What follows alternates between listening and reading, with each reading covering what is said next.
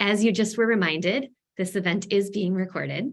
And we also, just by means of housekeeping, would like to remind you to please stay on mute during the conversation and use chat actively for comments and questions. We want to encourage a strong, active conversation in the chat. So thank you again.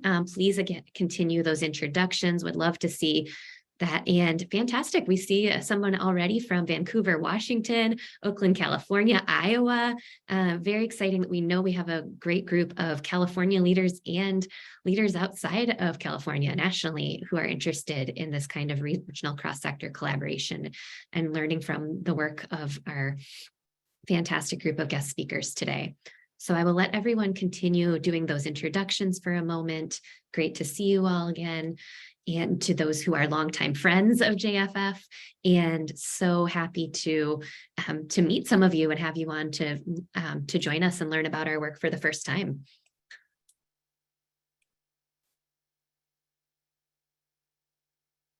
Actually, go ahead and do a little bit of context and to get started. For those of you who are less familiar with Jobs for the Future, JFF, we are a national nonprofit organization based in Boston, Massachusetts, that's about 40 years old, that focuses on driving transformation of the American workforce and education systems to achieve equitable economic advancement for all.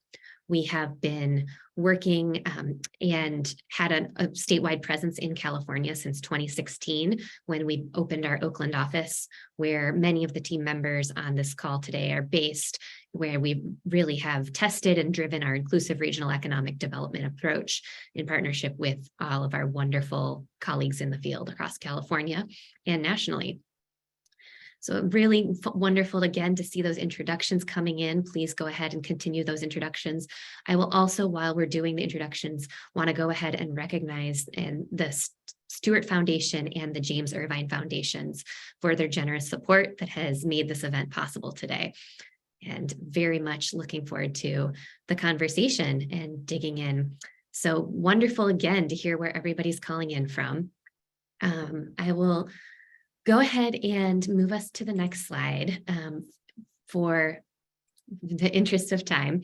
I want to go ahead and first want to introduce myself. I am Sarah Hooker Bentley, director in our Oakland-based office. I also want to specifically call out the whole team and acknowledge the whole team that has contributed to making this event possible today. So you all know it's really quite a group effort, and specifically want to acknowledge and thank Mara Lakawant, who has really been the mastermind behind organizing today's event, as well as introducing and calling out my colleague, Ana Berta Gutierrez, our senior director, who will be leading the later sections of the discussion and our closeout at the end of our session today. But very much acknowledge and appreciate our entire team on the line today. And I will be your moderator for the first panel. I will also be providing a little bit of introductory context before we really dig in, since we have such a wide group of panelists with different levels, of course, of expertise and familiarity with the K-16 collaborative context in California. So wanting to paint that picture a little bit. Fantastic. So with that, I will go ahead and move us to talking about our objectives for today. We're excited about this timely conversation and to be able to hear from leaders across the state on how they're building their regional and community assets and leveraging this opportunity of K-16 collaboratives to spur equitable outcomes across the learner journey, all the way from K-12 through higher education and career entry. Our objectives for today's session, which will consist of 3 conversations, include the objectives you see on the screen here. We're really going to be looking at how regions are building upon their previous partnerships to leverage the K-16 collaborative grant to drive inclusive economic mobility, really focusing on groups and communities that have been historically underserved and underfunded by our education systems. We want to learn what shifts regional leaders are making to put students at the center of design and decision-making with this investment, and to ensure that solutions are responsive to the barriers that they've faced. We want to reflect on how current and future investments in education and workforce development can center equity in their intent and outcomes. So really thinking about this opportunity and beyond, what levers are available at the state, regional, and local levels to be advancing equity through these kinds of investments and opportunities. So again, this will be driven through 3 different panel discussions. I'll provide an introduction to our speakers in a moment, but first I'm going to be walking through a little bit more context and by means of introduction to our topics for today. So definitely, again, also want to make this an active conversation. We have folks on the line who have been part of designing these initiatives, implementing these initiatives, state leaders, local and regional leaders. Want to invite you to share your expertise in the chat at any time throughout the session today. So first, here, this slide we wanted to put up to just ground us a little bit in the evolution of policy and investments in regional college and career pathways that has led to this moment and what we see as an unprecedented opportunity. JFF has been fortunate to partner with and learn alongside the field for nearly a decade of work, tracing the impact and lessons from the College and Career Pathways Trust back in 2014, some of you are very familiar with, which was an unprecedented infusion of support for scaling regional adoption of grade 9 through 14 career pathways, all the way up to the launch of the Fresno K-16 Collaborative as a pilot in 2020, followed by statewide funding to scale regional K-16 collaboratives statewide in 2021, and major investments in Golden State Pathways and dual enrollment in 2022. We know that there are many other important developments that also could be on this slide, but wanted to just make sure to ground this in a little bit of the intersecting initiatives and funding streams that have played a role and continue to play a role in driving this regional cross-sector work. And this brings us up to the present moment in 2023 with a governor's budget that was proposal that was released last week that, despite a projected budget shortfall, is reflecting a continued commitment to our longstanding education, workforce, and economic development priorities, which are at the heart of K-16 collaboratives. So we see reasons for optimism as California regional leaders begin implementing some of the recent historic state and federal investments from the pandemic era that are focused on building and strengthening regional collaboratives as a strategy for spurring an equitable economic recovery. We'll go ahead to the next slide. And actually, I'll go 2 slides ahead, please. Fantastic. And really through all of that work, what have we been learning and where have we grown through this work, as well as our economic development projects across California? We've really evolved our approach and theory of change to elevate the interconnectedness of education and workforce with job creation and community development, all of which are needed to achieve equity. This is really something that we've learned through seeing that these kinds of investments involve new ways of working and are asking cross-sector leaders to partner towards broader systems change goals that go beyond just advancing degree attainment, as if that alone were not enough, but towards a broader vision. We aim to drive inclusive regional economic development with our North Star vision being the creation of an equitable and resilient economy that everyone can contribute to and benefit from, regardless of who you are or where you live. One of our core principles is inclusion is needed in both process and outcome. Achieving our North Star goal will require historically disinvested and underserved communities and groups to be at the table to contribute to the design of solutions. To find out more, Mara has put in the chat some of our resources to find out more about that work that we're doing with really testing that theory of change and learning about what it takes and how these kinds of investments can drive inclusive regional economic development. So I'll go to the next slide. And that really gets us to the promise that we see in K-16 collaboratives, which were funded in 2 rounds in 2022. A phase 1 for mature collaboratives and phase 2 planning grants for emerging collaboratives. By way of very brief background, collaboratives must design pathways in high demand sectors and must include a K-12 district, community college district, California State University campus, and University of California campus, and have an advisory board with at least 25% employer partners. They also must implement a selection of the recovery with equity priorities that you see on this slide, which were developed by the Governor's Council on Post-Secondary Education's Recovery with Equity Task Force in 2021. We think it's notable that the state leaders designed this initiative in a way to not only streamline pathways and accelerate student progress in key sectors, but to do so in a way that explicitly advances aims like improving faculty and staff and administrator diversity and cultivating inclusive, engaging, and equity-oriented learning environments. I'll go to the next slide. And finally, really this unique opportunity that we see in K-16 collaboratives. Pathways, jobs, and the economy as levers for closing equity gaps. Collaboratives are encouraged to serve an entire SURF regions or Community Economic Resilience Fund region, tightening the connection between education and economic recovery. The K-16 approach and its focus on growing a pipeline for bachelor's degree plus jobs or these high-skilled jobs is a strategy for increasing regional competitiveness and growing the economy by attracting new high-quality jobs. And then one thing we'll really explore today is how distinct regional contexts require different approaches. And the challenges of promoting economic recovery and closing equity gaps are going to look different in California's rural regions than they do in our coastal and urban areas and urban centers. And the design of the program really leaves room and flexibility for that. So we'll go ahead and do a very brief review of the next slide of our agenda for today. As I mentioned, we are first going to be hearing from some longstanding K-16 collaboratives that have begun this type of regional cross-sector work on college and career pathways long before the recent investment and have a lot to offer in terms of thinking about sustainability and longevity of these efforts across funding streams. Then we'll be looking at, in our second conversation, a deeper dive into a sub-region within the Bay Area Regional Collaborative that has really been thinking about and taking a look at what inclusion means, both in terms of student perspectives, employer perspectives, et cetera. And finally, wrapping up with some thinking about the opportunity ahead presented by this work. So I'll go ahead and actually want to invite the first panel up now.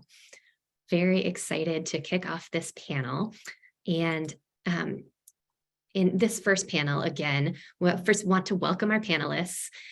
We're going to be reflecting on the remarkable history of these regions that has prepared them for this moment, as well as acknowledging that JFF has partnerships with the regions represented in this panel that date back in some cases to the CCPT era or College and Career Pathways Trust era.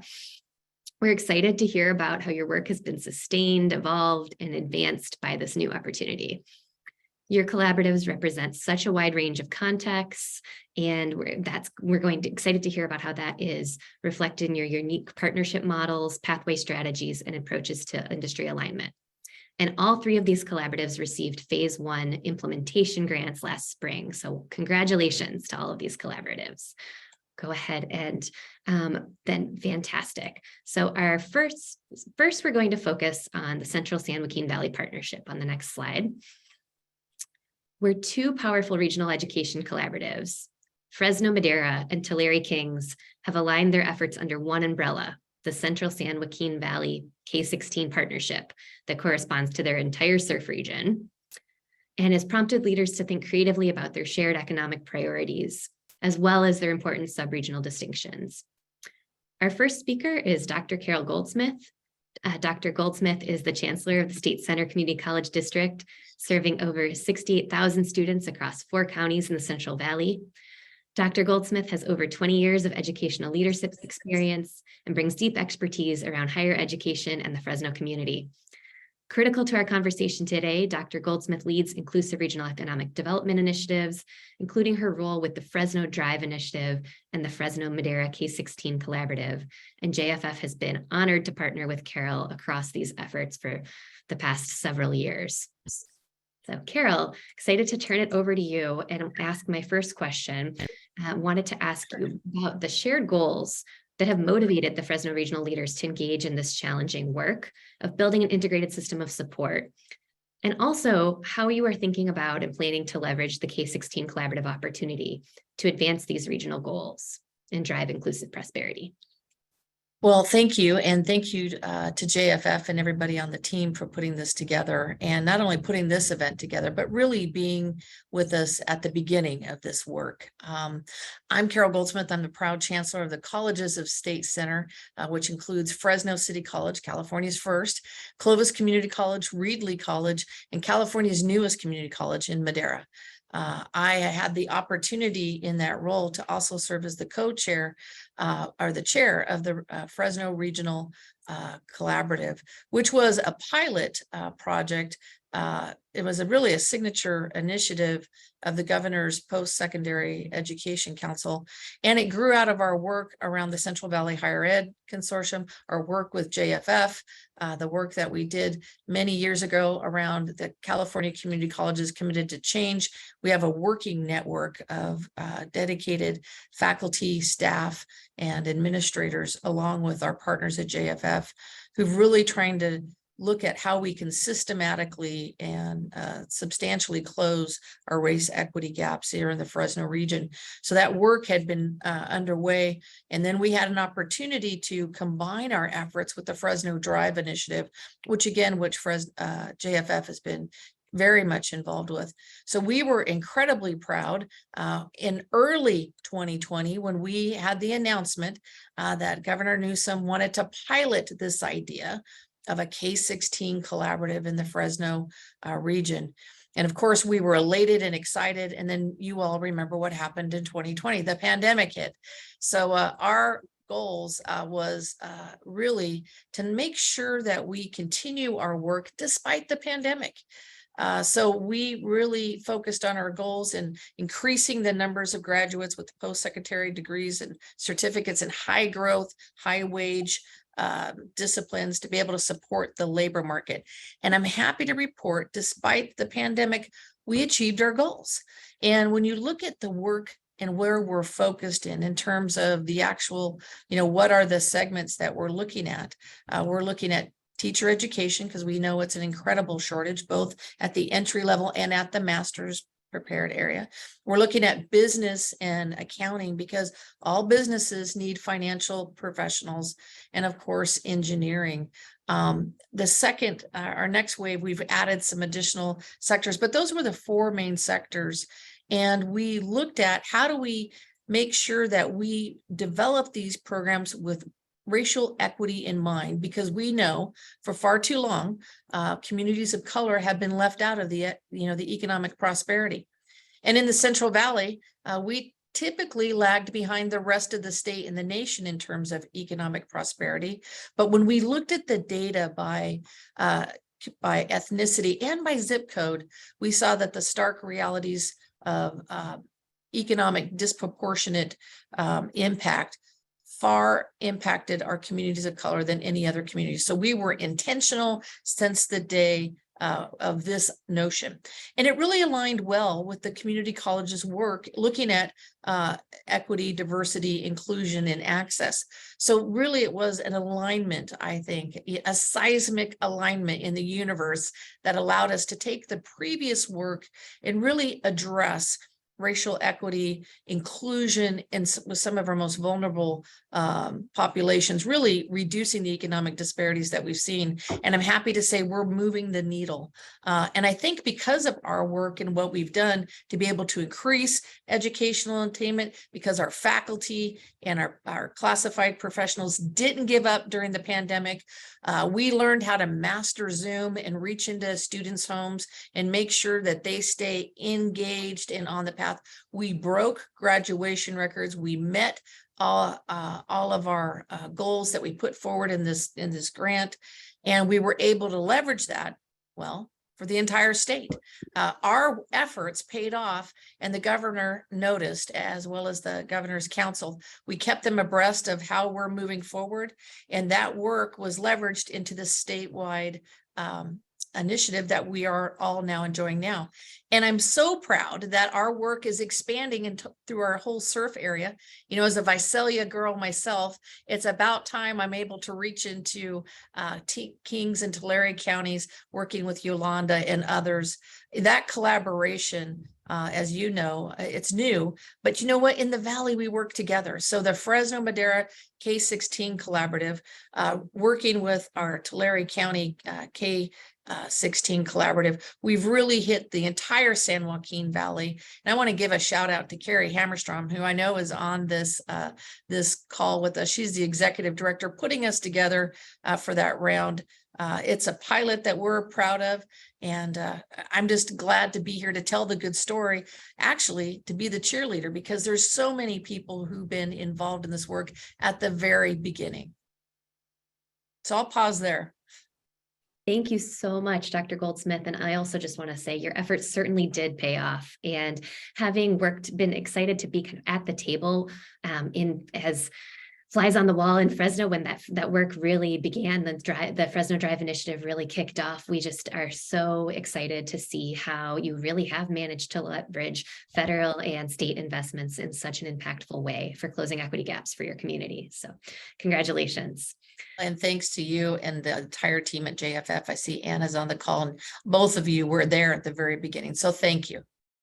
Thank you so much. And Carol is a wealth of information, a wealth of resources. So please go ahead and put your questions in the chat. We'll try to get to them, both during the presentation and potentially after the panel if we have a couple of moments. Thank you so much, Dr. Goldsmith. I'm going to turn over now to Yolanda, and I want to introduce Yolanda Valdez and go ahead and pull and turn it over to hear really about the important work that has been happening in the Tulare Kings region, representing that region. So Dr. Valdez is superintendent of the Cutler-Orosi Joint Unified School District, located in the San Joaquin Valley's rural central region. She brings over 30 years of educational leadership and has led the district now in having the highest number of students entering four-year colleges and universities in the region, and among the highest graduation rates in the state. And JFF also has been really honored to work alongside and see the evolution of the work from the Tulare Kings College and Career Collaborative over the years. So Yolanda, wanted to see if you can share with us some of the ways in which the K-16 collaborative opportunity is building off that history of innovation within the Tulare Kings region. And also, second part of my question, how you've maintained that momentum across such a long time, and how this new investment and its focus on equity strategies gives you a chance to reinvigorate the work. Well, let me begin by just stating that in Cutler-Orosi, the work has been just transformational, and really just the work itself has allowed for an equitable opportunity for our students. Just to give everyone some context, we're a district of about 4,000 students. Our high school is 1,100 students. And as a community, we're 97% underserved and about 44% English language learners. This is really important to understand because the work is heavy lifting. The work is heavy lifting not only because we're working with a very diverse population, but also because of the resources. We're an outlying community that really anywhere to provide students opportunities, we have to drive them there, right? And I'll get to that in a second. But our community is where the people who work out in the fields live. And so therefore, we have the push and pull situation because the children of our community parents, they know they have to work. So sometimes we have to push and pull the opportunities because they work out in the field in the weekends, right? Which is really something that I did. I grew up here in this community and I lived this life. So I just want to just give it up to the work that everyone here in the district has conducted to ensure that all our students are prepared for college, career, community, be able to compete in a global economy. And so what does that work look like? Let me begin just by saying by the state saying that, or the state making or giving us, having some action steps to infuse funds so that we can do the work. Taking us back to 2014, that was the first year that I became superintendent here in Cutler-Orosi. And that was, really working with the Tulare Kings Link Learning Group and how we brought in all the partners, having JFF come in and really help us look how we can link work-based learning with just the resources that we had, because we were at a loss because we're so rural, right? And so having from the onset, having that seed and bringing everyone around the table, and having a district like Portersville Unified mentor us smaller districts, and then really understanding what the work looked like to develop high quality pathways and academies, and then partnering up with partnering up with NAF and really understanding what that certification looked like, and really bringing in not only the private sector around the table, but bringing in our community colleges and our higher ed people around the table. Now we started breaking down all those barriers that Dr. Goldsmith talked about, right? And so all of that has really allowed for Cutler-Orosi to develop some powerful academies, several pathways, and then really work deeply at how do we connect our students to the private sector? How do we build relationships like the relationship that we have with Cahuilla Delta Hospital? This year was the first ever where we had many kids that went out there to Cahuilla Delta Hospital. Several of them worked in the business part of the hospital, in the nursing part of the hospital, in the tourism part of the hospital, right? The different the maintenance part of the hospital, so really infusing our students into these opportunities. And all this work came about because we had people around the table that help us see what could be. I just give you some context.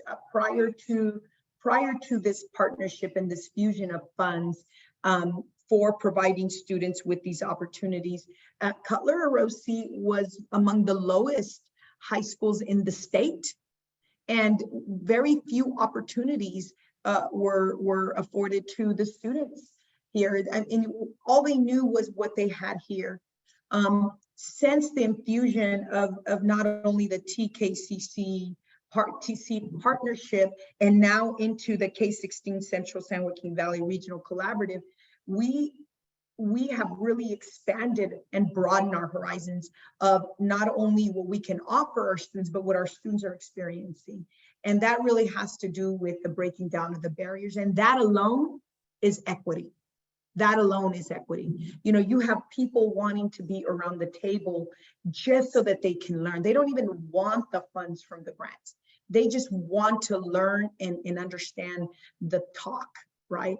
I really want to give it up to Joyce Soares, who really started and was a woman of great passion for the work that we were doing in our TKCC collaborative, because it really was, she was a gal that really went out there and built bridges, and those bridges, along with the Tulare WIB, Randy Wallace, I don't know where we would be without these people, because they really were the trailblazers, right? And now, going into the dual enrollment opportunities for our kids with Dr. Buckley and Gail Van Dam and also Mr. Clark. So all of this work really could not have been done without everybody around the table and the infusion of funds, because really those funds are what broke the barriers down, because it forced us to work together. I was a high school principal, and I know I shared this in our planning meeting. I was a high school principal where all I wanted was opportunities. I was a high school principal for 7 years in a larger high school, about 2,000 students. And all I wanted was opportunities for my students. I didn't care where I got them, right? So then I realized that there were some politics that I needed to maneuver, because, this is this area's community college area. This is another community college area, right? So we were able to break down some, have those conversations and offer opportunities. But now that is the goal. That is the goal, that we work together.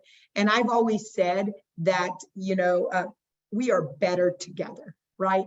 And I have to say that you know, having someone at the helm like Lisa Castillo, and I want to give her just an opportunity to say a few words. Having Lisa Castillo as our director of college and career, and I do want to say that this was we reflect on this with Lisa that I was a brand new superintendent, but I was the first one who asked for a college and career director. And I remember how nervous I was because I was asking for another administrative position at the district level. But I'm so proud that our board really bought into the vision that we had for kids, which was to prepare kids for college, career, community, be able to compete in a global economy. Lisa, just a few words. Good morning, and I appreciate being invited to this work group. And I just want to just along the same lines with my superintendent, you know, the work has been a collaborative effort from the beginnings of CCPT and the development of our subcommittees within our consortium, Larry King's, with post-secondary partners, industry engagement partners, the work that we had as a pilot with Jobs for the Future to really audit our work-based learning practices to help us grow, acknowledging what we were doing great and areas that we could work upon to really be sustainable, because we did not know how long these funds would last. And now as we break out into the K-16 collaborative, we go deeper into this work with the projects across those 4 priority industry sectors that was mentioned by Dr. Goldsmith.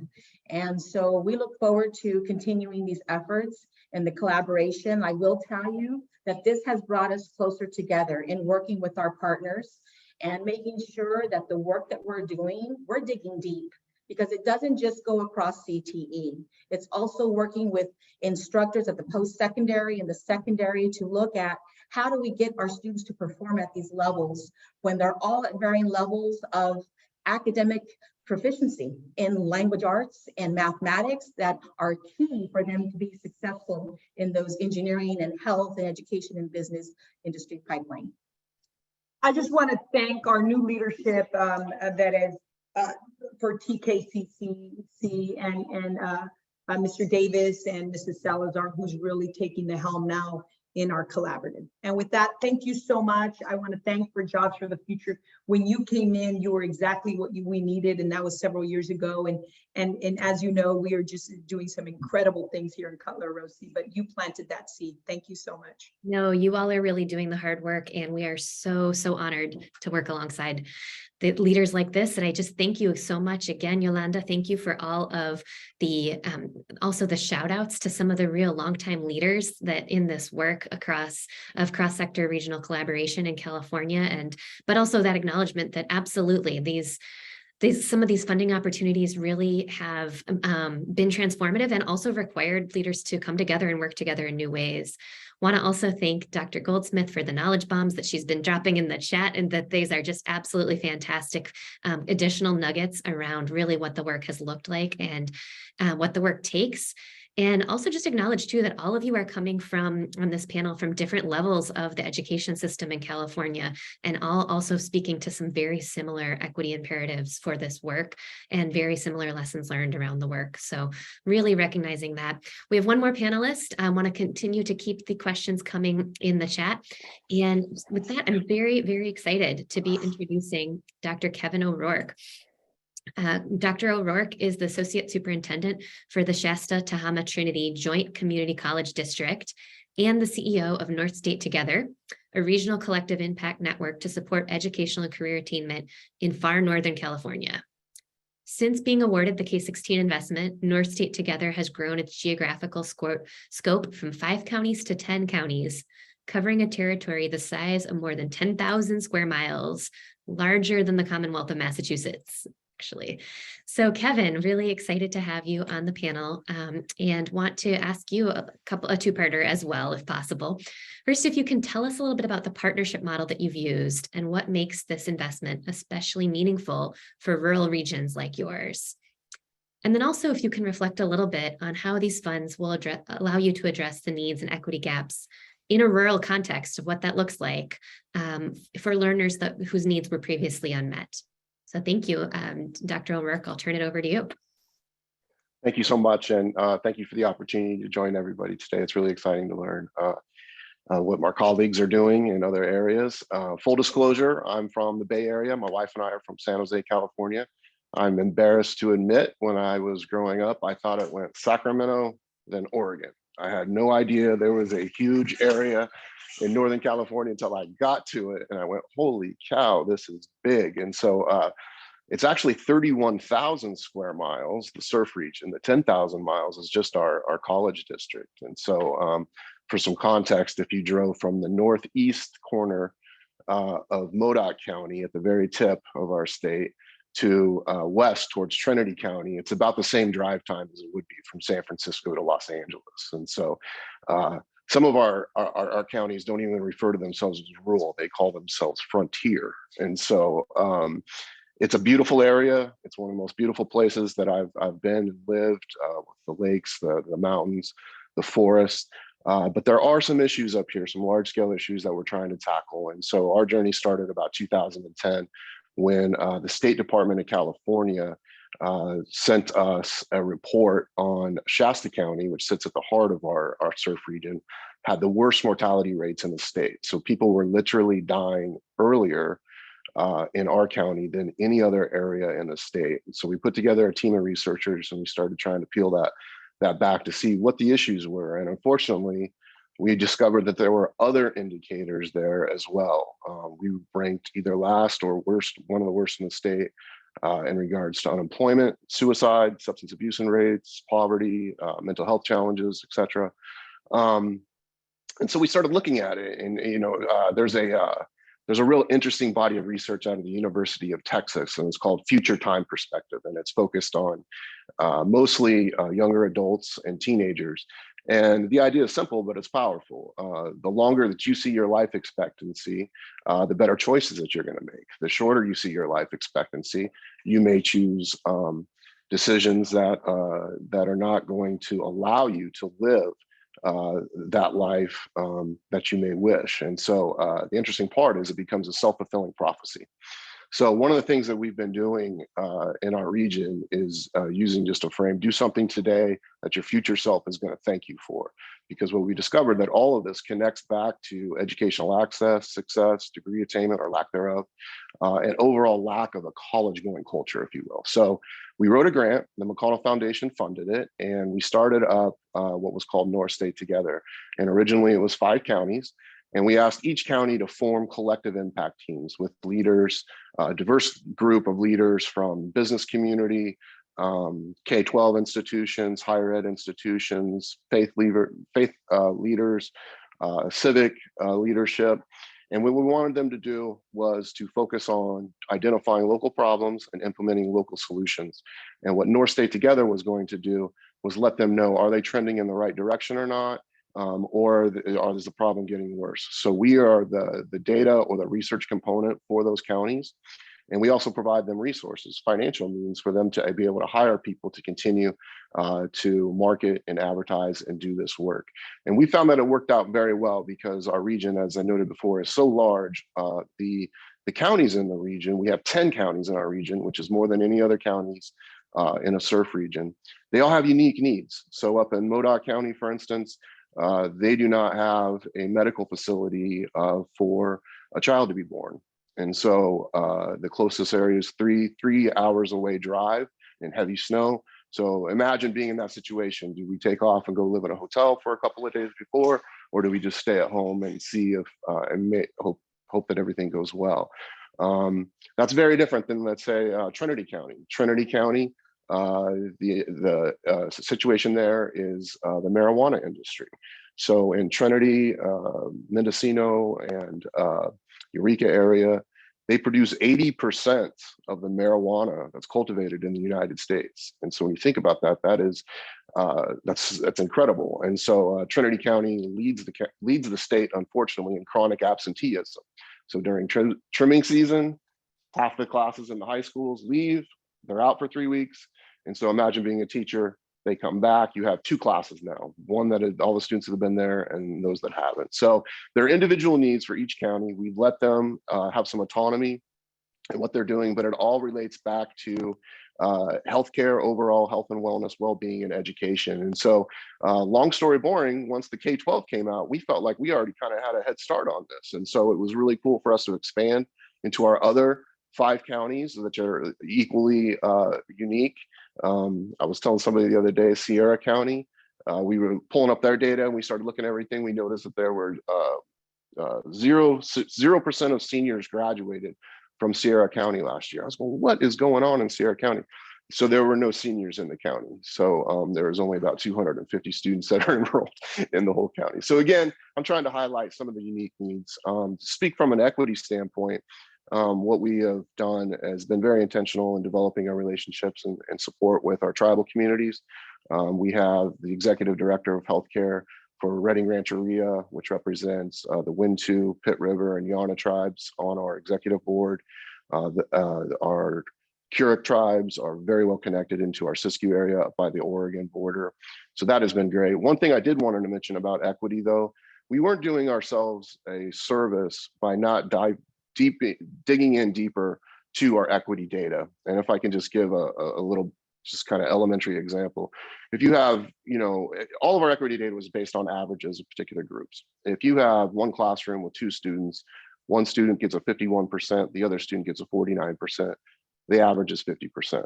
So you have another classroom with 2 students, one gets 100%, one gets a 0%, the average is still 50%, but those are 2 very, very different stories. And the strategies that you would use to address those would be very, very different. And so to talk about it, not at the level of theory, but what we've discovered with some groups, our veterans, for instance, they were always showing up as disproportionately impacted success rates and going into the workforce. And unfortunately, people were starting to say, oh, be careful if you're hiring veterans. When you dig into the data, what it showed was that there were some veterans that were not adjusting well to civilian life when they were coming out, and they were having very, very extreme problems. But there were other veterans who were at the top of the scale, who were the best students, who were the best employees. But unfortunately, they were given this kind of reputation not to hire them. But that's not what was happening. And so we've been intentional about digging deeper, just beyond the group averages, into the equity data, and I think that's served us well. And then lastly, just into the workforce needs, when you look at our particular area, healthcare and education, with the number of retirees that we're going to see later on, if we do not use these K-12 funds, we're injecting 13 million into the counties, into the county networks, to be able to develop their work plans. We have to fill those positions, or else we're going to be in a really, really tough job, or in a tough position. Most of what we've been doing, in a nutshell, the community colleges are fast tracking nursing programs, and also vastly increasing dual enrollment. And then on the education front, something I really want to give a shout out to Chico State University, who is the only Cal State in our region, and we do not have a UC in our region. An example of something that sounds simple but has been really powerful for us is all of their teachers, they used to have to do their student teaching at the Chico Unified School District, which is locally located at Chico State University. What they've allowed us to do is any student that comes from those rural or frontier places, that they can then go back and do their student teaching in their home communities. And so this helps all of the educational institutions by allowing them to get a look at a teacher that they may want to hire. And it allows those students then to go back home and serve the communities that they first came from. So that's just a little bit about what's going on. I encourage anybody to contact myself or anybody from the North State Together team if you want to learn more. And I enjoy learning more from you all. So thank you for tuning in. Thank you so much, Dr. O'Rourke. Really, I just think that you added such rich and important context to the conversation, and really just appreciate all the great examples that you all shared on this panel. I think that this panel did a remarkable job of also just highlighting these connections between education, and not for degree attainment's sake, but for solving critical needs within your communities, and really driving economic growth and community resiliency in some pretty difficult contexts. And so really thinking about what are the opportunities presented by these funding streams, and how you all have risen to meet that moment and to meet these opportunities. So want to thank you all so much to this panel. What a fantastic group of leaders. You'll be hearing from a few of them later on as we kind of do some closing remarks, but continue to keep those questions coming in the chat. Want to continue to encourage that engagement. And I'll thank you so much. And I'm going to go ahead and introduce our moderator for our next panel. Thank you so much, panel 1. So with that, I'm going to go ahead and introduce Dr. Heather Latimer, who is going to be our moderator for our next panel. Dr. Latimer is the Dean of the Connie L. Lurie College of Education at San Jose State University. She has served as chair of the Department of Learning and Teaching, Associate Dean of the School of Leadership and Education Sciences, and most recently, Executive Director of the Jacob Institute for Innovation in Education. In addition to her multiple hats at the university, Heather is a passionate advocate for excellence and equity in K-16 education and actively cultivates partnerships with schools, districts, and community-based organizations. She currently leads the Silicon Valley Sub-Regional K-16 Collaborative as part of the broader Bay Area K-16 Collaborative. JFF had the amazing opportunity to partner with the Silicon Valley K-16 group during a summer design sprint in 2022 to support the building of an inclusive partnership model and design process and set this group up for a successful planning grant, which they received as part of the broader Bay Area Collaborative in this past fall of 2022. And so with that, I'm happy to turn it over to Dr. Latimer to invite the other panelists and introduce this panel. Great. Thank you, Sarah. And a big shout out and thank you to the previous panel, Chancellor Goldsmith and Superintendent Valdez and Superintendent O'Rourke. It was an honor to learn from you. And I was busily taking notes as you were talking because you're further along this path than we are. And it's an honor to be able to listen to and learn from your expertise and your experiences. Good morning, everybody. I am honored to moderate this panel to discuss the unique opportunity afforded by the state's K-16 investment to better align, coordinate, and leverage the strategies that were already underway in Silicon Valley and the greater San Jose region as we work collaboratively to address equity gaps in our education and talent development pipelines. I'm joined on this panel by Cheryl Jordan, who's the superintendent of Milpitas Unified School District, Nasser Al-Bakal, who is an undergraduate student here at San Jose State, and Beth McCormick from the Tri-Valley Leadership Partnership and SVLG, our Silicon Valley Leadership Group. So she's our industry representative here today. Our collaborative is one of 3 sub-regional collaboratives that are part of the larger Bay Area K-16 collaborative, which is the one SURF region, with pre-planning funding this support from the Sobrato Foundation and the Silicon Valley Community Foundation. We were able to launch a sub-regional collaborative planning session, as Sarah noted, the sprint this summer, and during which we convened employers, students, K-12s, community colleges, our CSU at San Jose State, as well as some conversations with our sister campuses and UC Berkeley to develop a mission, vision, target pathways, and key cross-cutting strategies that we'll employ as we go about implementing the work in our Silicon Valley K-16 collaborative. Our subregions areas of focus, as you can see on the screen there, are education, healthcare, and of course, given that we're located in the heart of the tech industry, engineering and computing. The cross-cutting strategies that we've identified to pursue include dual enrollments and articulated pathways, intensive student supports, particularly focused on transition points between institutions, which is where we know we lose a lot of students, and then also classroom-embedded work-based learning experiences that engage industry partners and employ hands-on pedagogical approaches. Now, we have regional challenges that are very different from those discussed in the previous panel. Obviously, Silicon Valley is an engine of economic growth and prosperity that is recognized the world over. However, there is also deep inequity in our region. And because of the very high cost of living, some critical challenges that that employers continually voice around being able to find enough talent to fill the need that is there. In the few months that we've been operating as a K-16 collaborative, we've been learning a lot about what inclusion looks like for us and how to ensure that we consistently center equity and elevate student voice as we design and build pathways that embrace the priorities of our learners and our employer partners.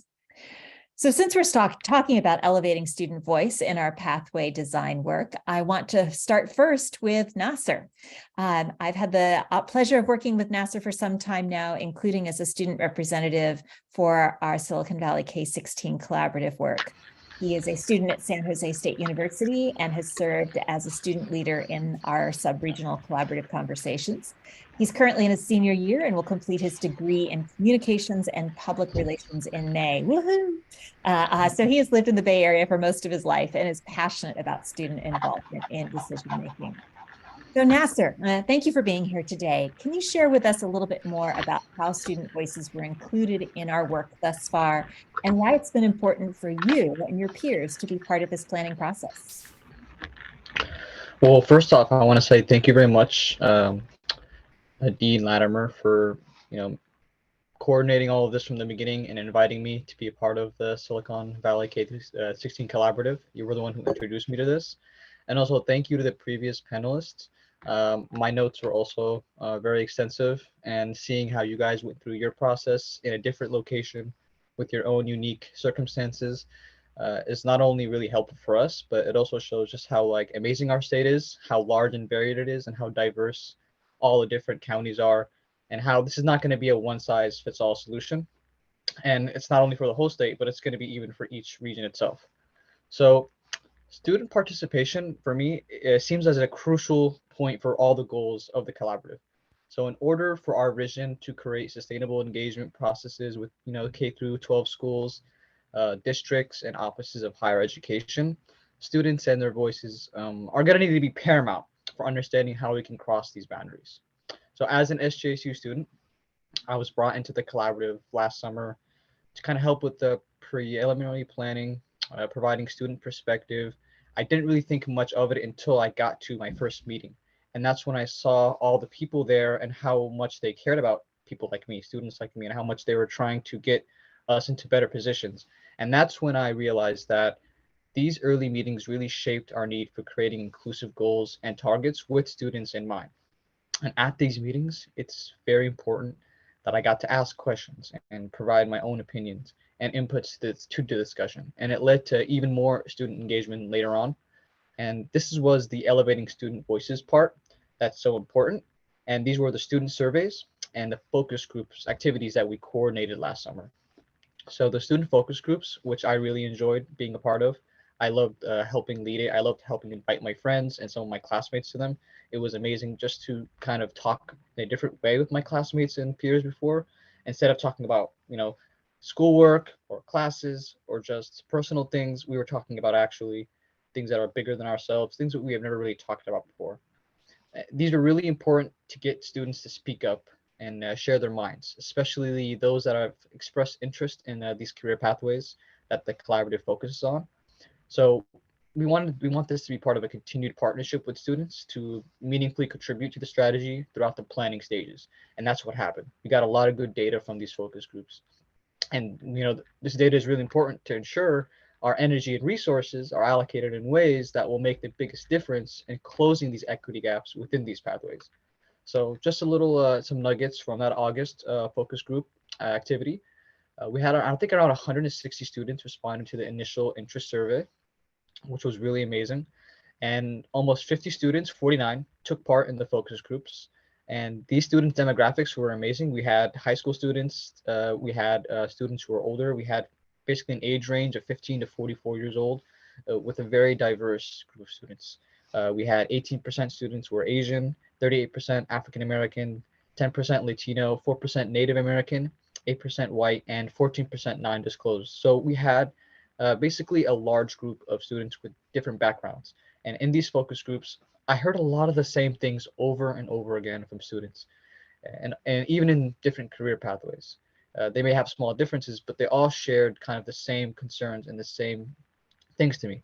Obviously, the cost of living and the cost of higher education is a major barrier to many students. It's preventing them from doing their best if they're already in school, if they're already working, or it's preventing them from even trying in the first place. So I heard a lot of stories of how students having to travel long distances to get to classes because they couldn't afford to live closer to school, or having to travel long distances between classes and work because they had to work in order to support themselves in school.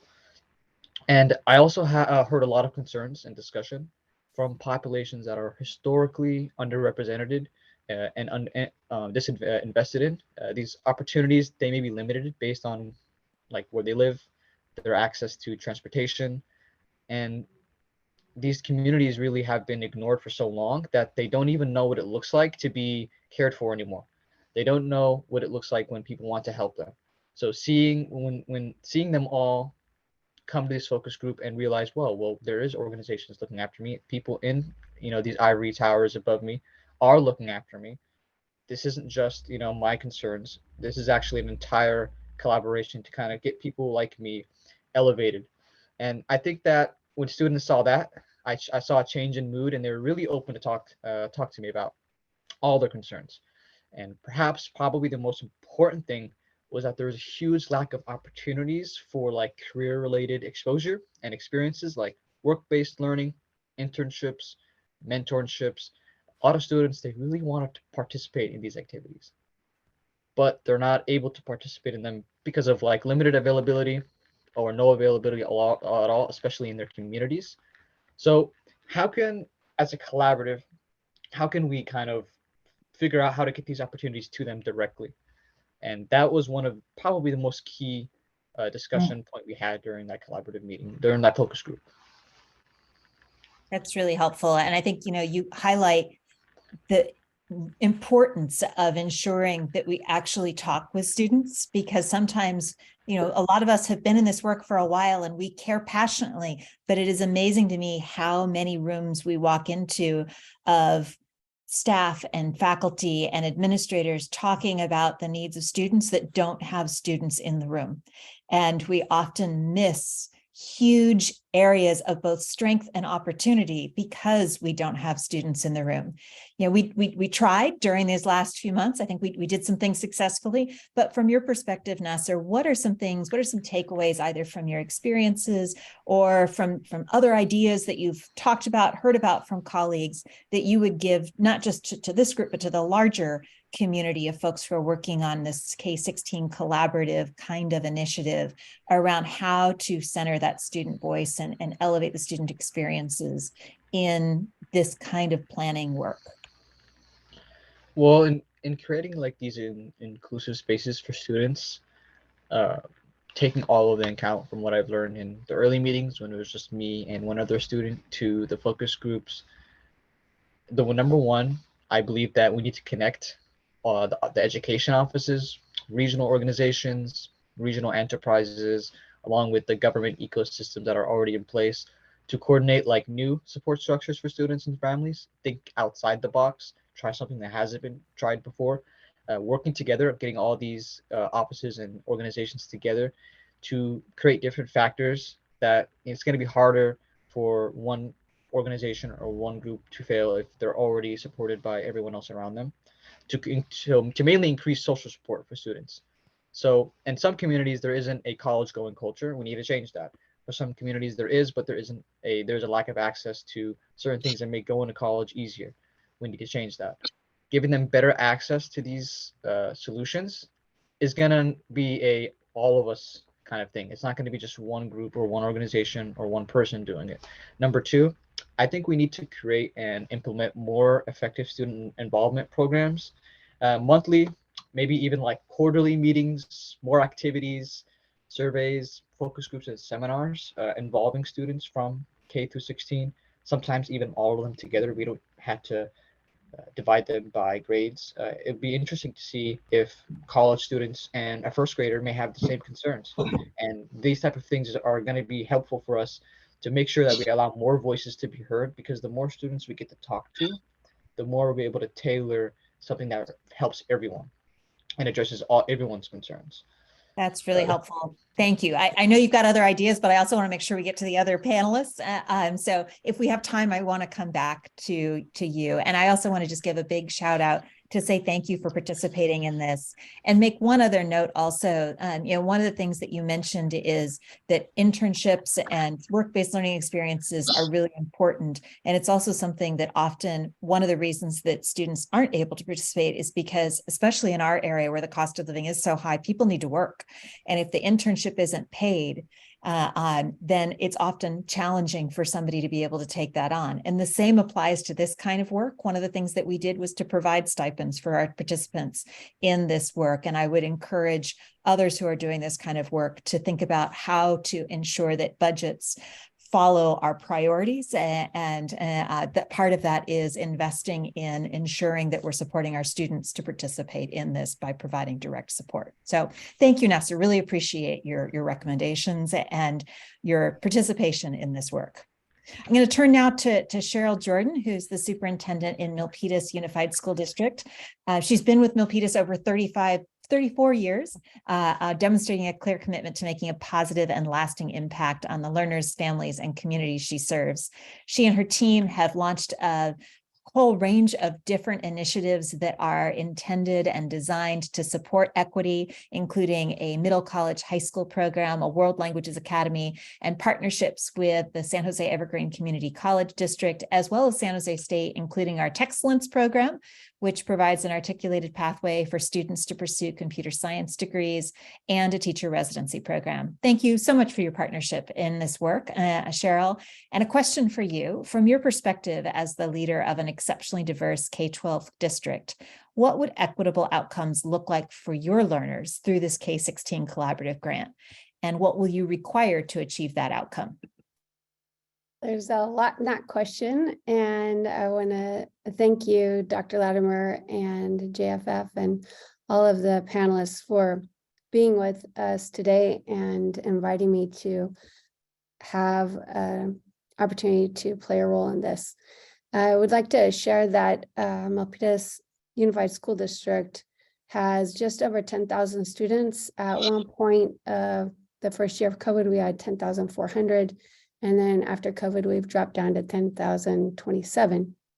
And amongst those learners, there are also adult learners, which creates about another 3,000 learners whose needs we need to keep in mind as we develop these pathways through our collaborative.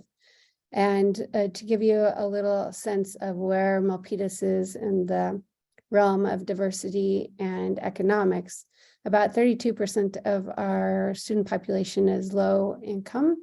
That number used to be higher. Our population is definitely changing. What has stayed consistent since the beginning of Milpitas's founding is the great diversity and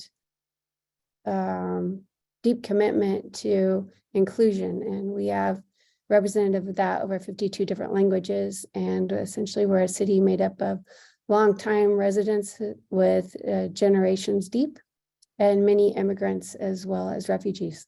So it's a great place to be as an educator with so many opportunities for providing learners with experiences that will hopefully tap into their passions so that they can realize their pathway to career. And in Milpitas, we don't talk about college and career. We talk about career because college is a way to get to that pathway. And so as we look at the question of how can we achieve equitable outcomes, I'd like to share first a data point that I've carried with me since learning of it in the first year of COVID. And that is that here in Silicon Valley, which is one of the most expensive places to live in the country, we had about 48% of those who work in the service industry, so that would be restaurants, hotels, and any other service-oriented industry, lost their jobs. Well, at the same time, all of those Silicon Valley tech companies saw an increase of job opportunities of 2.5%, yet they weren't able to fill all of those jobs. Also in the medical industry, there were positions that were open, but were filled with people either traveling or unfilled at all.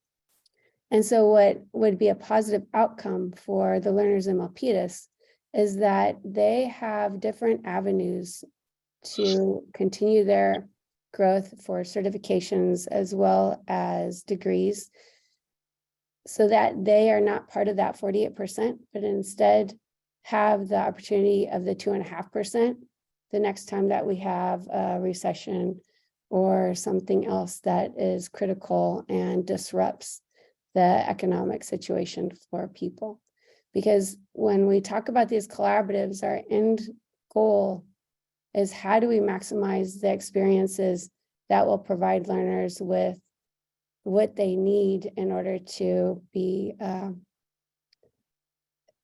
really focused in their career and to have opportunities and to be able to self-actualize what it is that they want for themselves. And in order to achieve that, we need to think about how do we build resilience in learners? How do we build resilience in our partnerships and our networking so that our students, once they become graduates or when they come back to gain a new skill so that they can further themselves in the career, how are they able to have a position of strength in the economy because they're resilient in their skill set? And one thing that we need in order to get there, and Dr. Valdez talked about this as well, is we need strong partnerships. And strong partnerships come when we are thinking differently about territory, because territorial barriers means that we're limiting the opportunities for learners. And when I'm talking about those territorial barriers, similarly to Dr. Valdez, in addition to community colleges reaching into each other's territory, breaking down that concept of territory and instead thinking about how we maximize opportunities for people. And similarly, looking at other partners that we do also need some of our business partners. We also need our community-based organizations, and we also need city governance in order to create a vast network of opportunity. And that comes, again, with thinking differently about our positions.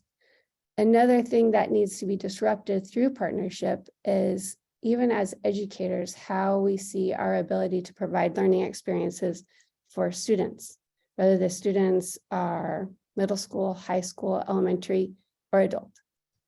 Because as Nasser talked about, something that he found fascinating that he shared with us was what his colleagues experienced in their learning adventure. And I think that another attribute of this network and collaborative is that it inspires not only for the students, giving them these experiences where they're co-creating with people new opportunities, as Nasser is. And I'm sure that having this experience, it's provided him and others like him, such as our 3 students that we have also invited to some of our collaborative meetings. It gives them a platform to express who they are and to hear how what they have to say, what their thoughts are, what their needs are, really matters. It's the basis of why we exist in this sphere that we are in with education and opportunity. And at the same time of building those networks and extending that collaborative, it really helps to ground educators in a mode of curiosity rather than relying on our own personal experiences as learners. We get to have the reality that Nasser and other students bring to the table when we're co-creating these disruptors for how we can assure that our learners are able to have economic resilience, able to self-actualize, able to be leaders and designers in what's happening in the world around them. And that is why it's so critical that we think differently so that our students who do not have the opportunities, either because of their economic background, their language, their culture, their race or ethnicity, that they are not held back any longer by these dawn of educational time, factory built barriers that we've created. Nicely said. I particularly appreciate the social justice framing at the end of recognizing that the barriers that exist are, the reason why we have the equity gaps that we do is by design. The system is working as the system was intended. And so now we've got to change the system. And I really appreciate your partnership in working to do that. Now we're going to turn to Beth McCormick, who is joining us today as our employer representative. She has a long history as both an employer and a consultant in our region to support equity-centered talent development pipelines and better leverage community-based resources and community colleges to address our long-term workforce needs. Ms. McCormick has been nationally recognized for her work at the Lawrence Livermore National Laboratory, where she developed the Vets to Tech program in partnership with Las Positas. This 2-year STEM program is now leveraged at 40 colleges around the country. She's also the DEI chair of Innovation Tri-Valley, a key employer partner to the Bay Area Collaborative, alongside the Silicon Valley Leadership Group, who's represented here in the community today with David Palter, who's been putting some things in the chat, which I appreciate, both of which are well connected to some of our region's largest partners.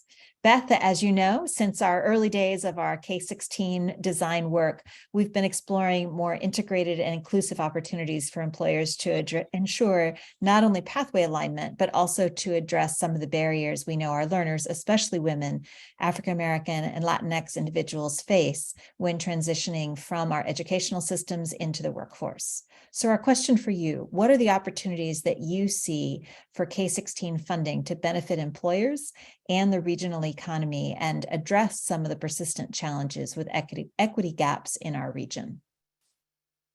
Thank you for the wonderful introduction, Heather. And this has been very educational for me today, too. So thanks to everyone. You know, I've thought a lot about this question, and I do want to give it justice. But before I really start to answer it specifically, I want to give everybody sort of a 30,000-foot level of how employers think, what some of our concerns are, and I think by understanding where an employer is coming from, you'll also see some opportunities too. So I'm going to first say that if you think about it, the mission of most employers is very different than an educator's mission, because employers are worried about delivering products and services. They're not all for profit, but as you know, profit plays a big part for the majority of employers. So they don't consider traditionally educators as part of their customer base. They look at educators as, producing talent, right? Just produce talent. And I will also share that the numbers that are shared throughout the at least the Bay Area region, I think it's nationally as well, for increasing diversity in the workplace are pretty disappointing for most employers. And at least the larger employers all have programs focused on diversity recruiting, but that may mean that has a very different meaning than what you may understand as an educator, very different process. So I do want to give you also, remind you that the Great Resignation has really created a gap for skilled workforce shortages, and I think companies right now are more engaged and open to new ideas on how to fill those gaps. So I think that there is an opportunity with the K-16 grant. And then a couple of facts that I also wanted to start off with, and this is from Silicon Valley Leadership Group. Thank you very much for this. But California will need to fill over 1 million STEM jobs over the next decade to maintain competitiveness in the global market. It's a big number. 75% of these will require bachelor's degrees or higher, yet only 33% of California's working age population have college degrees that provide these skills. So there's a huge skill gap. That's why I'm happy that we are focusing on sectors in the regions. Last year, in the 12-county Bay Area alone, there were over 200,000 computing and engineering-related job postings. But throughout California, the CSUs and the UCs are producing less than 110,000 students, graduates a year. So, and that's all STEM. So I just want to say that there is very, very clearly a gap and a great motivator for change. I think that really think that the biggest thing that the K-12 funding K-16 funding could provide is employer engagement early on in the education process. Now, I know I heard, internships, and having been an employer, I see how internships have changed lives. But I'm not sure that all employers understand it. And also remember, with the workforce shortages, they're also concerned about getting the work done. And there may be some barriers right now to expanding internships. So you just want to kind of give you that reality. The other thing is that coming from and knowing many employers, and David Poulter is on the line too, we know that companies traditionally have traditional recruiting strategies. So recruiting strategy to companies means you go to the college, you might hire interns starting after their junior year, and then you look for graduates. That's a recruiting strategy. The other recruiting strategy is you'll hear companies will often say, we want the best and the brightest. Well, they don't consider the need to go to all the colleges in the area. They also don't consider that the more you recruit and build your workforce by developing local workforce, the longer those employees will stay with you as well. So I think that there's some shifting that needs to occur in the way companies think, and that's one of the reasons why I wanted to become a consultant and educate companies, is that they do need to think more long-term about workforce development. Workforce development starts at the K through 12 level. It's K through 12. It's not just outreach. There's opportunities for internships and education there. So the other aha moment that I had recently, and I think other employers would have as well, is the value of engaging your teachers, K through 16, in company projects, in externships, in tours. And I actually am wondering if that isn't even a better investment for the K through 16 initiative, to ensure that teachers have their time paid so that they can participate in more company activities, so they can understand. So I guess, the last thing I just want to mention is that we're struggling with as companies is we're having a hard time keeping diverse employees because we don't offer the welcoming environment. And there may be opportunities, again, through the K through 16 funding that you as educators can help employers understand what it takes to retain that diverse workforce. Great. So I think that's everything I wanted to hit. I hope that covered everything. That was fantastic. Thank you so much. Thank Really you. appreciate everybody on this panel. Thank you, Beth. Thank you, Cheryl. Thank you, Nasser, for not only sharing your expertise here today, but also for being great partners as we work to build our regional K-16 collaborative together. You are fantastic partners and will ensure that the work is meaningful and has resonance and lasting impact. So thank you. And now we will pass it back to Sarah. Thank you so much, panelists. What a fantastic panel and conversation, and really just want to highlight and say thank you for really bringing up the different ROI or return on investment for different stakeholders in this panel and in this discussion. I think that we really had the opportunity to hear about the potential of these opportunities for students, for employers, for education systems, and really for building more resilient economies, with knowing that unfortunately, economic shocks are a fact of life, and really having that well-educated and resilient workforce and really leveraging these opportunities in that way. So thank you all again. Now for our final closing conversation, I want to go ahead and introduce my colleague, Ana Berta Gutierrez. Ana Gutierrez is a senior director in JFF's California-based Oakland office, and also leads our inclusive regional economic development strategy here at JFF. And Ana, I'll turn it over to you to take it away. Thanks, everybody. Thank you so much for the participant conversation in the chat, and really like the ton of knowledge bombs that our partners really have shared. A couple of things that I want to elevate and then kind of ask some of our panelists to talk about a little bit is, we heard a lot about like, this is what our work is, this is how we're defining it. So in some cases, we're looking at, some of these regional K through 16 investments, but I would say more broadly, one frame that has been helpful for us as kind of learning partners in this space is looking at regional investments, across education and workforce. And I think that some of the points that were made, even in this last panel, were really elevating that we're not talking about just education systems. We're talking about trying to get our communities toward regional prosperity, toward economic prosperity, toward self-actualization. Folks are being intentional about equity and inclusion strategies because you can only do that work by being intentional, by using your power and privilege to bring in the other voices that are needed to be able to actually design systems that produce outcomes that are equitable, given the fact that we are all living within the legacy of systemic racism and how that infiltrates through our system and what impacts that has on learners, workers. For us, learners and workers are one and the same at JFF. So when we're looking at our communities and those voices, looking at how they should be represented, how they can be part of the solutions that we're trying to forge for California.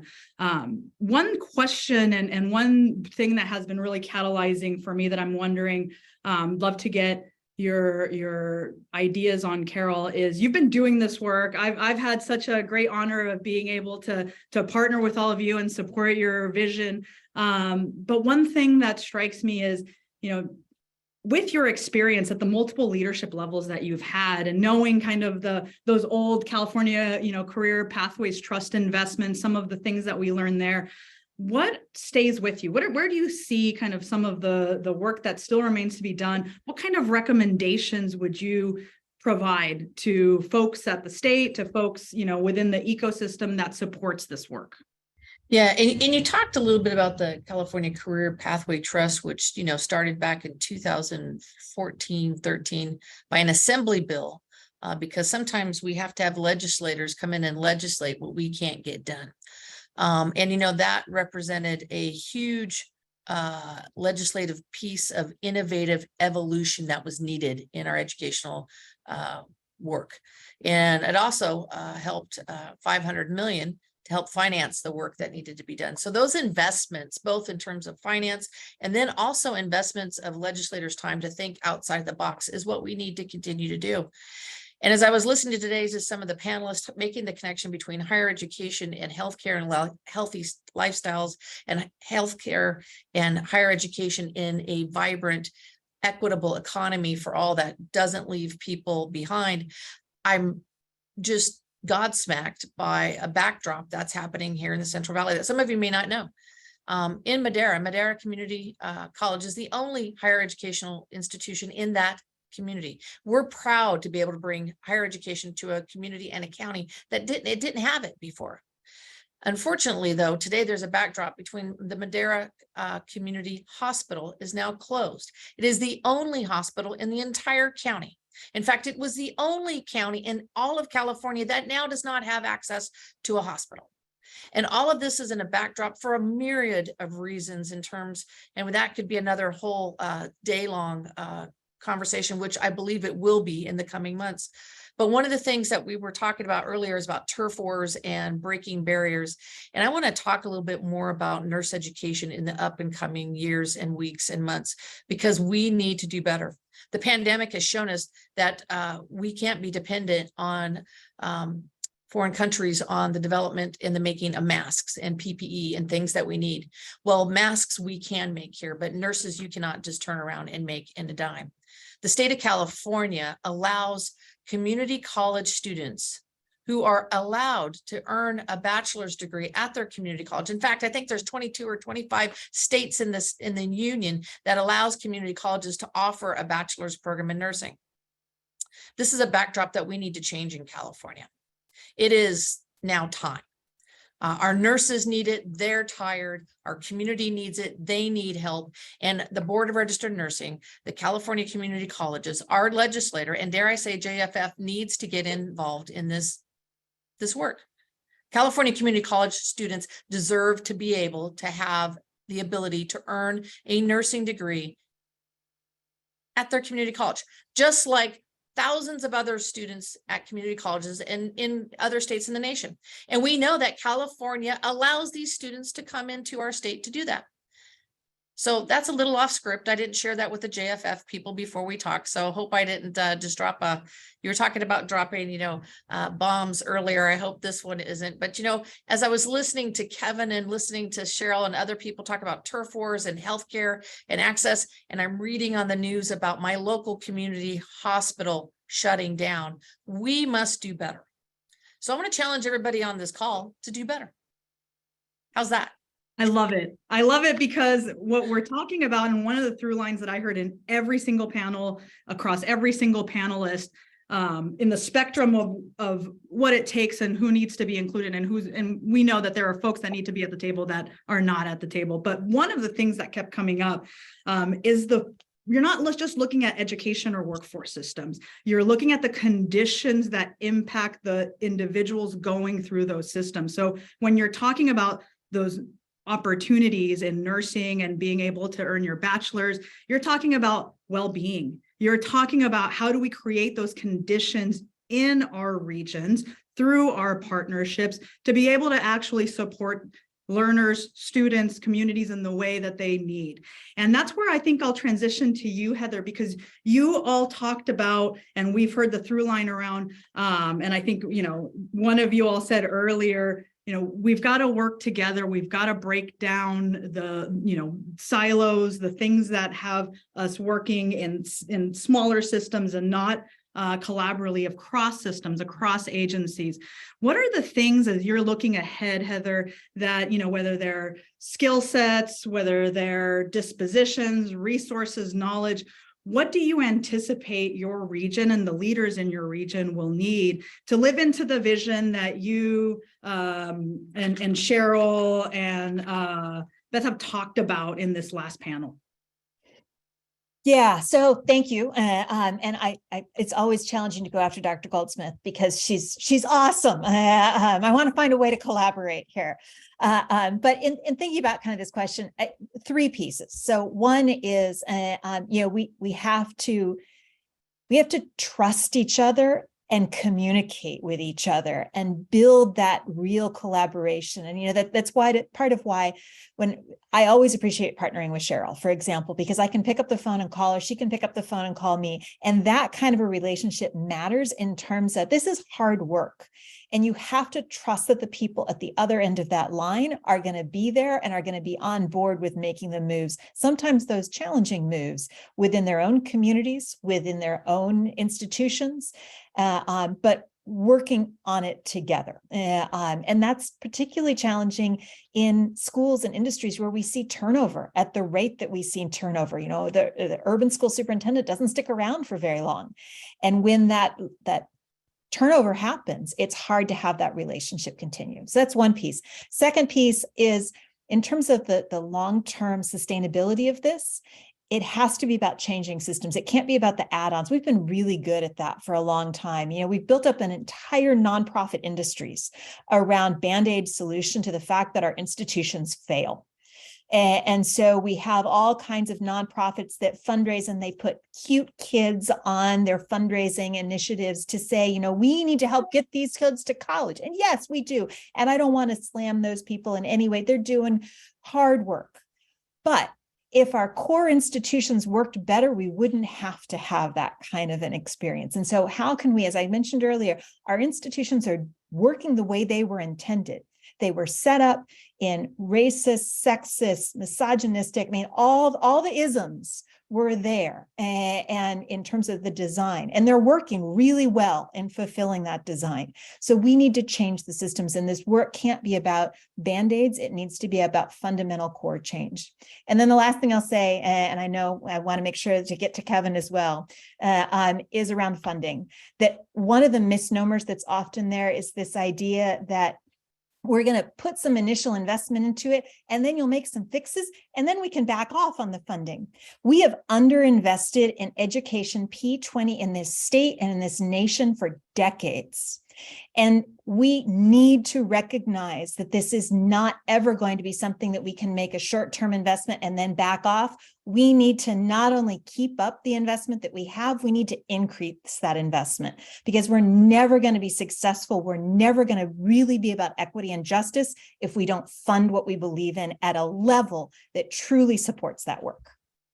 Absolutely. And I love the call out to what it takes to actually sustain and deepen a collaboration, because it's really about trust. And believe it or not, that point you made about, I need to know if I'm going to pick up the phone, the other person's going to be on the line. That's even in our asset mapping that we do internally. Kevin, one thing that I'm, really curious, I mean, based on a lot of the things that Nasser had kind of said, and I, pick up on the it's not going to be a one-size-fits-all solution. You talked about that in terms of the data that was catalyzing in terms of your work. One of the questions in the chat was really around this education and workforce connection.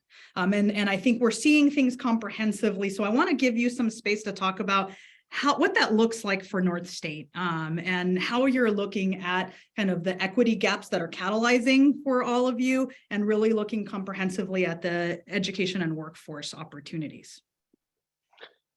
Yeah, the two things that I'm kind of changing my train of thought here. The two things that kind of came to mind was, the overall theme, obviously, of today is, no institution, no matter how powerful or innovative, can solve problems in isolation. And I think once everybody comes to that agreement that we need to work together, we all need to row in the same direction. That's the only way that we're going to gain some improvement.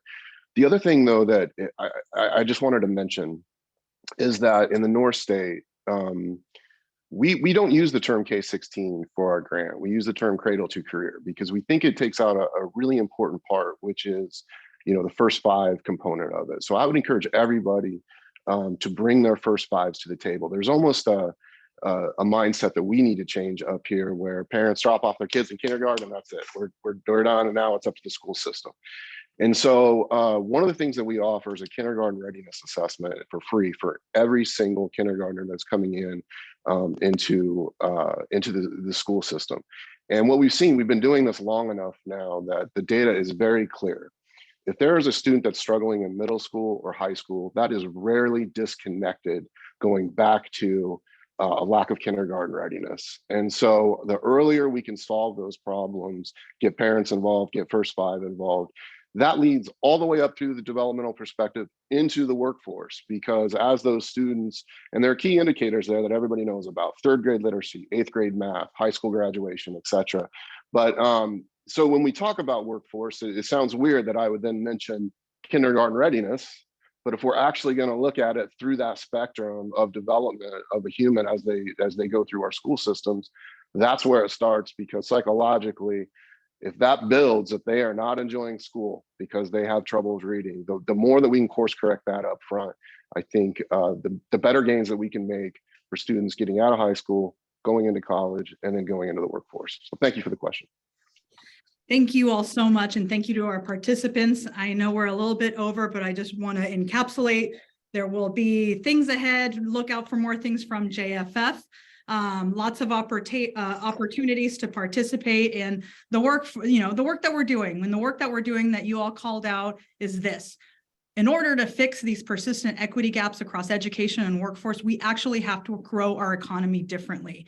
At JFF, and the work that I'm so privileged to lead in the Inclusive Regional Economic Development team is really about how do we do that in coordination with the folks that are being affected by our systems, and leveraging both the existing policies as well as advocating for new resources, new ways of working. A lot of the things that you all mentioned today. Our goal is to create an economy that everyone can contribute to and benefit from, regardless of who they are or where they live. That has been very catalyzing for us, and part of why we are so honored and grateful to work with all of you. The work is ongoing. The work is long-term. Appreciate everyone for their initial conversation, but really excited about this year and future conversations to come to dig deeper, come up with these contextualized strategies for the communities that we are all living in, that we want to serve. And with that, I'll just say, thank you all so much for attending. Looking forward to more. And thank you so much for the great leadership of those on the panel, of those not here today, but certainly who are doing the lion's share of work, the heavy lifting that Yolanda talked about earlier. Thank you all, and I hope you have a great Friday.